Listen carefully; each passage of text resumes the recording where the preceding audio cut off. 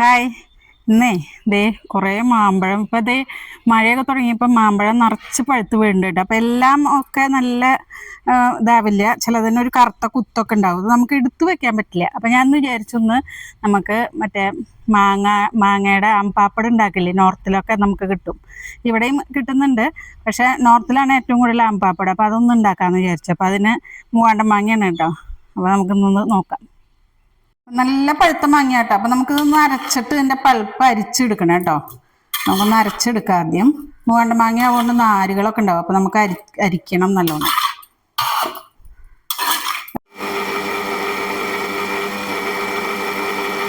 ഒട്ടും വെള്ളം ഒഴിക്കാണ്ട് അരച്ചെടുത്താണ് കേട്ടോ. ഇനി ഇതിനെ ഒന്ന് നന്നായിട്ട് നമുക്ക് അരിച്ചെടുക്കണം.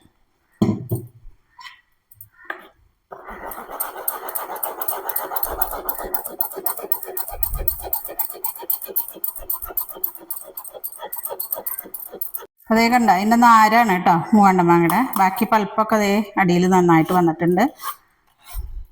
നമുക്കിത് ഗ്യാസ് ഓണാക്കി കൊടുക്കാം. അതിലേക്ക് ഇതേ പൾപ്പ് ഒഴിച്ചു കൊടുക്കുന്നുണ്ട് കേട്ടോ. ഇതിനെ നമുക്കൊന്ന് നന്നായി ഒന്ന് വേവിച്ച വെള്ളത്തിൻ്റെ അംശമൊക്കെ ഒന്ന് പോകണം കേട്ടോ, എന്നാലും അത് കുറേ നാൾ ഇരിക്കുള്ളൂ. പിന്നെ അത് ഉണക്കിയെടുക്കാനുള്ളതാണ്, അതുകൊണ്ട് കുഴപ്പമില്ല. നമുക്കൊന്ന് വെയിലത്ത് വെച്ചിട്ട് അതിലേക്ക് ഞാൻ ദേ ജീരകപ്പൊടി ഇട്ട് കൊടുക്കുന്നുണ്ട് കേട്ടോ, 1 ടീസ്പൂണ്. പിന്നെ കുറച്ച് മുളക് പൊടി, പിന്നെ ബ്ലാക്ക് സാൾട്ടാണ് കേട്ടോ. ബ്ലാക്ക് സാൾട്ടാണ് ഇതിൽ ചേർക്കേണ്ടത്, അപ്പോഴാണ് ആ ഫ്ലേവർ കിട്ടുക. വേണമെങ്കിൽ കുറച്ച് ഉപ്പ് ചേർക്കാം നമുക്ക് നോക്കിയിട്ട്. മധുരം ഞാൻ ചേർക്കുന്നില്ല കേട്ടോ, അത്യാവശ്യം മധുരം ഉണ്ട്, പിന്നെ മധുരം വേറെ ചേർക്കേണ്ട ആവശ്യമില്ല. ഇതൊന്ന് വറ്റി വരണം കേട്ടോ, അതിൻ്റെ വെള്ളത്തിൻ്റെ അംശമൊക്കെ ഒന്ന് പോകണം.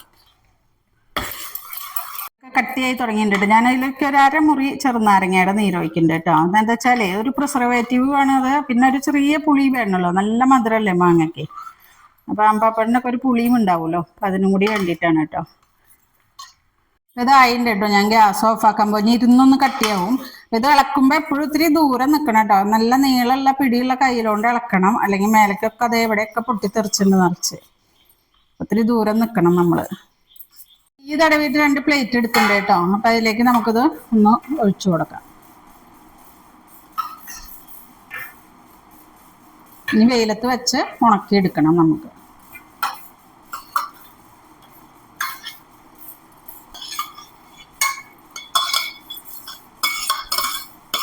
അപ്പം നമ്മുടെ ആംപാപ്പടൊക്കെ അത് ഉണങ്ങി വന്നിട്ടുണ്ട് കേട്ടോ. ഇനി നമുക്കിത് കട്ട് ചെയ്ത് റോൾ ചെയ്ത് ഓരോ ടിന്നിലാക്കി വെക്കാം. കണ്ടോ, ഇപ്പം ഈ മഴ ഉള്ള കാരണേ 1-2 ദിവസം എടുത്തു. ശരിക്കും നല്ല വെയിലുണ്ടെങ്കിൽ 1 ദിവസം കൊണ്ട് ഉണങ്ങി കിട്ടും. അപ്പോൾ നമ്മൾ അടിപൊളി ആംപാപ്പട് റെഡിയായി.